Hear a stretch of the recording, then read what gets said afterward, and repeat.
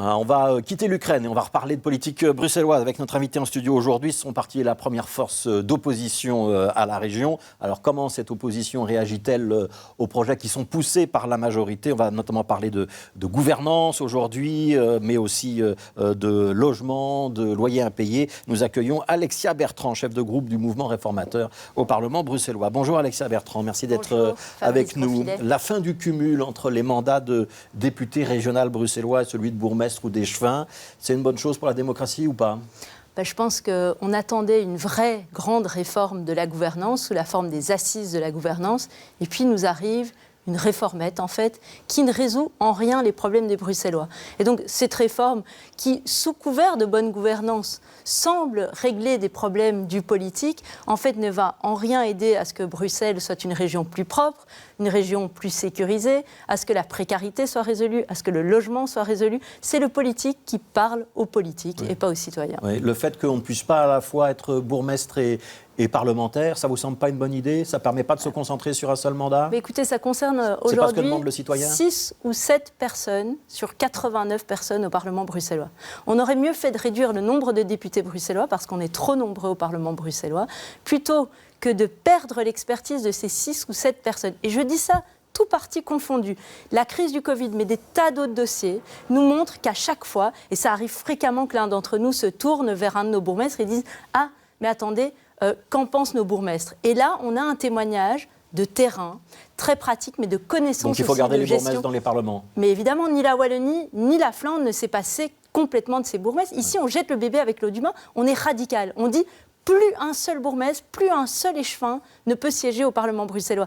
Et en fait, constamment au Parlement bruxellois, les uns et les autres, quel que soit notre parti, on se tourne vers les échevins et vers le bourgmestre pour dire non mais au fond, comment s'est traduit ça dans les communes? Et puis ils nous rappellent des choses et ils nous disent non mais là vous faites une erreur, vous n'avez pas pensé à tel aspect. Et donc on revoit parfois des projets d'ordonnance ou des propositions d'ordonnance parce qu'on a l'expérience des bourgmestres. Et donc on va se priver de cette expertise. C'est un projet d'ordonnance qui a été débattu ce matin en commission des Affaires intérieures. Vous y étiez. Il y a aussi la réduction du nombre d'échevins. Il y a une valorisation. Donc le nombre d'échevins, moins d'échevins, ça c'est une bonne chose. Absolument. Ouais. La revalorisation du statut des bourgmestres et des échevins, ça c'est aussi une bonne chose. Et des conseillers communaux aussi. On va augmenter un petit peu le jeton de présence lorsqu'on assiste au conseil communal. Voilà. C'est pas énorme, voilà. Conséquence pour vous, Alexia Bertrand, si vous étiez dans quelques années, après 2024, bourgmestre ou échevine à Woluwe-Saint-Pierre, ça veut dire que vous seriez obligé de renoncer au Parlement bruxellois? Aujourd'hui, la question ne se pose pas, mais elle va se poser pour chacun et on se la posera en 2024. Je me la poserai avant de me présenter et je dirai à l'électeur au mois de juin ou au mois de mai, plutôt 2024, quand je me présenterai aux élections, ce que je ferai comme choix. Donc c'est une mauvaise réforme, globalement, en tout cas pour le mandat, mais ce qui manque pour le cumul des mandats. C'est la vraie gouvernance, c'est-à-dire quand est-ce qu'on va voir l'idée qu'il faut réduire le nombre de députés, peut-être le nombre de conseillers communaux aussi, quand est-ce qu'on va voir l'opposition qui siège dans les conseils d'administration des entités publiques, quand est-ce qu'on va voir des réformes de la gouvernance des administrations, par exemple à la STIB, quand est-ce qu'on va voir des administrations où au lieu de chaque fois à chaque législature, créer de nouvelles administrations, on va avoir plus d'efficacité. En fait, c'est un petit peu, comme certains diraient, ripolliner la façade qu'on est en train de faire ici. Alors, on va évoquer, on va rester dans la politique si vous voulez, 2 minutes encore, évoquer le cordon sanitaire, parce qu'il y a donc eu une modernisation de la charte de la démocratie, c'était la semaine dernière. Le mouvement réformateur a paru un petit peu rechigné sur cet exercice. Pourquoi ? Alors certainement pas rechigner sur l'exercice de la charte. Au contraire, on a voulu mettre à jour la charte et l'étendre. Moi, je suis toujours fascinée de voir la complaisance qu'ont certains partis, d'ailleurs beaucoup, à l'égard de l'extrême gauche. Et, il fallait étendre la charte à l'extrême gauche, au PTB, pour être clair. L'extrême gauche, ce sont des mouvements qui mènent vers le totalitarisme.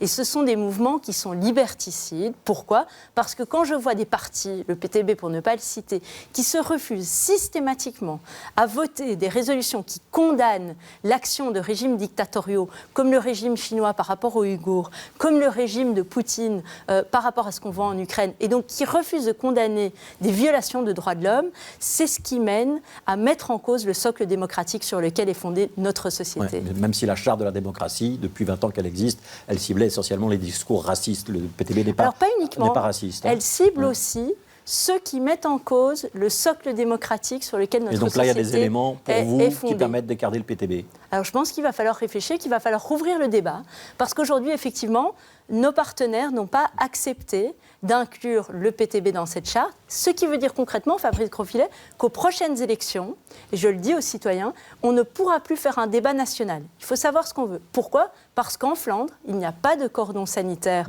autour de certains partis, et donc on ne pourra plus faire un débat où l'ensemble des partis... Mais vous auriez souhaité débattre avec le Vlaams Belang ? Alors, ce que je dis simplement, c'est qu'en Flandre, c'est fait. Sami Madi l'a fait récemment. Je pense que personne ne peut taxer Sami Madi d'extrême droite, ou bien c'est qu'on ne suit pas du tout la politique en Flandre. Mais vous pouvez concevoir que participer à un débat, c'est banaliser et considérer que le parti avec lequel vous débattez est un parti comme les autres ? Je crois qu'on a un petit peu de naïveté aujourd'hui par rapport aux extrêmes et qu'en fait, ce n'est pas nous qui le banalisons. Je crois que d'ailleurs, je veux rappeler que la position du MR à l'égard de l'extrême droite, elle est extrêmement claire. Elle ne peut pas être plus claire.